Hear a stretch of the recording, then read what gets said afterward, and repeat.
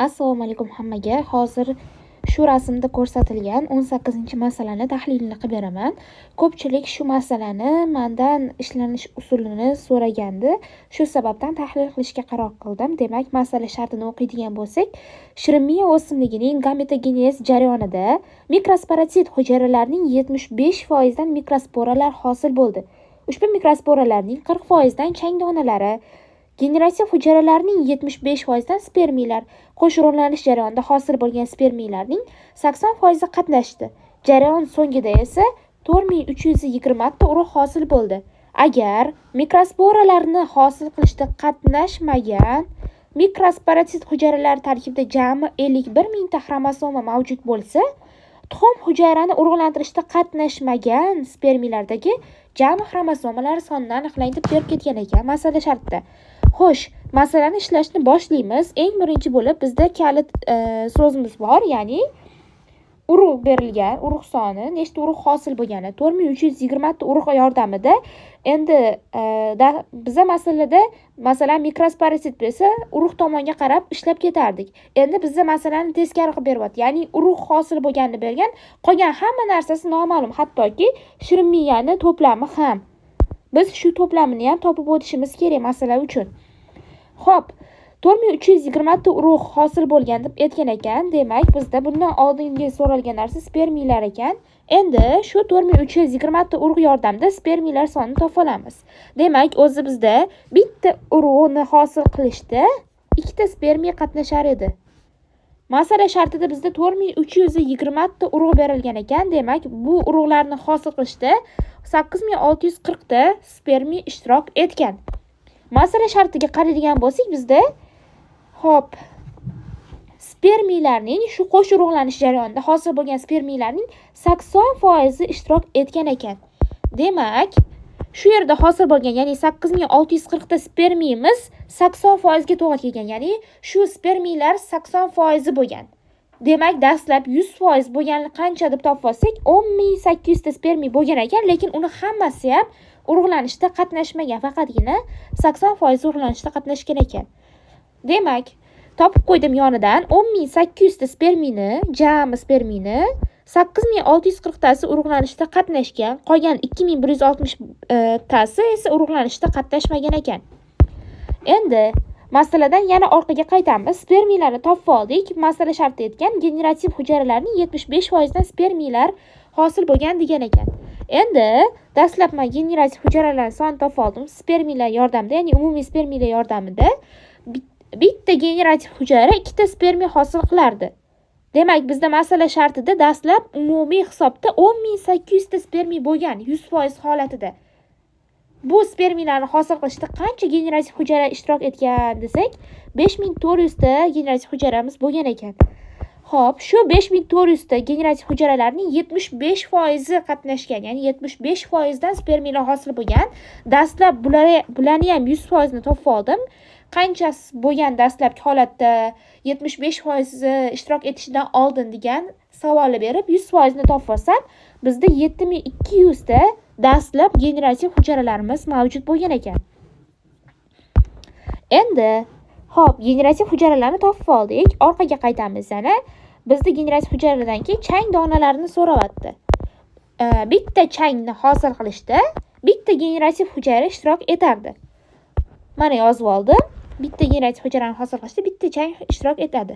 Bitta changni hosil qilishda deyishim, adashib ketdim.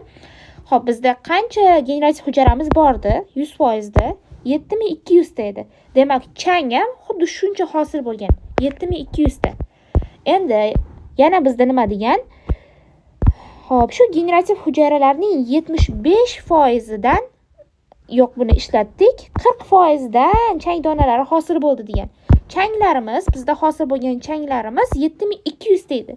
7200 ta changimiz 40% ga to'g'ri kelsa, 100% qancha deb topsam, 18000 taga to'g'ri kelar ekan. Endi 18000 ta bu mikrosporalar soni. Xo'p. Endi Yana bizda masala sharti nima berilgan? 40% ni topib bo'ldik. Mikrosporani hozir topdik. Endi yana orqaga qaytamiz. Mikrosporatitlarning 75% dan mikrosporalar hosil bo'ldi degan ekan. Keling, men birinchi bo'lib bitta mikrosporatitdan 4 ta mikrospora hosil bo'lsa, masala sharti topgan 18 mingta mikrosporamizdan nechta mikrosparatit bo'lganligini topib olsak bo'ladi. Ya'ni nechta mikrosparatit bo'linib mikrospora hosil qilgan desak, bizda 18 mingni 4 ga bo'lib yubordim. 4500 ta mikrosporatitimiz bo'lgan ekan. Bu 4500 ta mikrosporatitimiz masala sharti aytib o'tgan 75% dan hosil bo'lgan. Demak, 75%imiz 4500 ta bo'lsa, 100%imiz qancha desam 6000 ga to'g'ri kelar ekan. Xo'sh. Endi 6000 umumiy mikrosporatitlar soni, undan 75% ishtirok etgani bo'lsa, qolgan 1500 tasi ishtirok etmagan, ya'ni bo'linmagan mikrosporatitlar hisoblanadi. Masalaga bizda nima yana berib o'tilgan? Aytganki, mikrosparatit hujayralar tarkibida dastlab mikrosporalarni hosil qilishda qatnashmagan mikrosparatit hujayralar tarkibida jami 51 mingta xromosoma mavjud. Mana shu qatnashmagan degan joyi juda ham muhim. Xo'p. Endi mana men bu yerga yozib ketdim. 6000 ta mikrosporatitimiz umumiy bo'lgan. Undan 4500 tasi qatnashgan, 1500 tasi qatnashmagan ekan. Bizda masala shartida shu qatnashmagan mikrosporatitlar tarkibidagi xromosoma soni berib ketilgan. Endi shu xromosoma soni berilganda 51 mingta deb, demak, qatnashmagan mikrosporatitlar soniga bo'lib yuborsam, 1500 ga bo'lsam, mikrosporatitda to'plam 2n bo'lganligi uchun bu yerda chiqqan 34 imiz ham 2n to'plamdagi o'sha o'simlikka to'plami hisoblanadi. Ya'ni 2 ni 34 bo'lganligini bilib olsak bo'ladi. Demak, n esa 17 ga to'g'ri keladi. Masala shartida nima so'ralgan o'zi bizda? Tuxum hujayrani urug'lantirishda qatnashmagan spermiyalardagi jami xromosomalar sonini aniqlang debdi.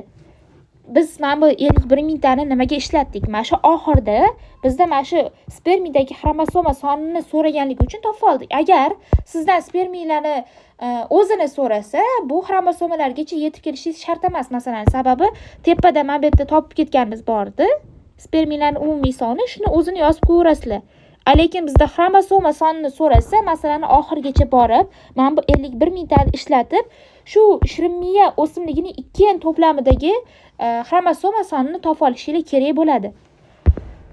Xo'p, endi bizda mana bu so'ralgan narsaga o'tamiz. Tuxum hujayrani urug'lantirishda qatnashmagan spermiyalardagi jami xromosoma soni debdi.